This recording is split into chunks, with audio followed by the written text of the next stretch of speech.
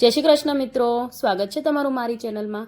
આજે આપણે બનાવીશું એકદમ ચટપટું અને ઝટપટ બની જાય એવું ડુંગળીનું અથાણું।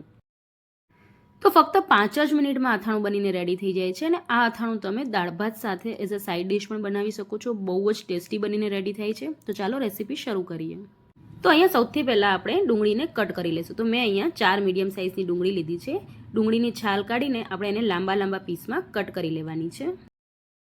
તો આવી રીતે આપણે બધી ડુંગળીને કટ કરી લેશું અને હવે છે ને ડુંગળીને થોડુંક હાથથી મસળી લેશું એટલે આ જે ડુંગળીના પડ છે ને એ થોડાક છૂટા થઈ જાય। હવે આપણે આ ડુંગળીને એક બાઉલમાં નાખીને સાઈડમાં મૂકી દઈશું।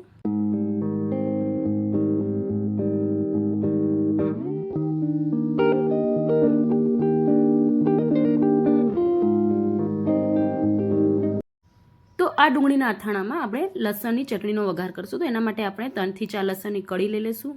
અડધી નાની ચમચી જેટલું લાલ મરચું પાવડર અને જરાક જ મીઠું એડ કરશું। થોડુંક પાણી એડ કરીને આપણે એને ટોચી લેવાની છે, એટલે કે ચટણી બનાવી લેવાની છે। તો તમે જોઈ શકો છો બિલકુલ આવી રીતે આપણે આની ચટણી રેડી કરવાની છે। તો ચટણી બનીને રેડી થઈ ગઈ છે। હવે આપણે ડુંગળીમાં બધાય મસાલા કરી લઈશું। તો ડુંગળીમાં આપણે સ્વાદ પ્રમાણે મીઠું એડ કરશું। અડધી નાની ચમચી જેટલું આપણે એમાં લાલ મરચું પાવડર એડ કરશું અને સાવ થોડીક આપણે એમાં હિંગ એડ કરવાની છે। 1 ચમચી જેટલું આપણે એમાં ધાણા જીરું પાવડર એડ કરશું। એક નાનો બાઉલ જેટલી મેં અહીંયા ઝીણી સમારેલી કોથમીર લીધી છે, એ આપણે એમાં એડ કરી લઈશું। અને 2 લીલા મરચાંને મેં આવી રીતે લાંબા લાંબા કટ કરી લીધા છે। તમારે વધારે એડ કરવા હોય તો તમે કરી શકો છો। હવે અડધો લીંબુનો રસ આપણે આવી રીતે ઉપરથી નીચવી દઈશું।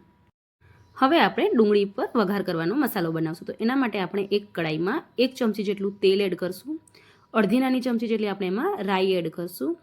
અડધી નાની ચમચી જેટલી આપણે એમાં વરિયાળી એડ કરશું અને જરાક જ આપણે એમાં કલોંજી એડ કરશું। એ ઓપ્શનલ છે, જો તમે એડ કરશો તો ટેસ્ટ બહુ સરસ આવે છે અને તમારે સ્કીપ કરવું હોય તો કરી શકો છો।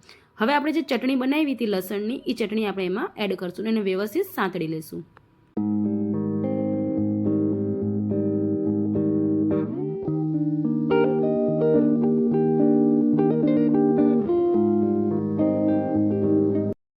હવે આપણે આ વઘારને ડુંગળીમાં નાખશું અને ડુંગળીને વ્યવસ્થિત મિક્સ કરી લઈશું। એટલે બધાય મસાલા વ્યવસ્થિત મિક્સ થઈ જાય એટલે આપણે એને હાથથી સરખી રીતે મિક્સ કરી લઈશું।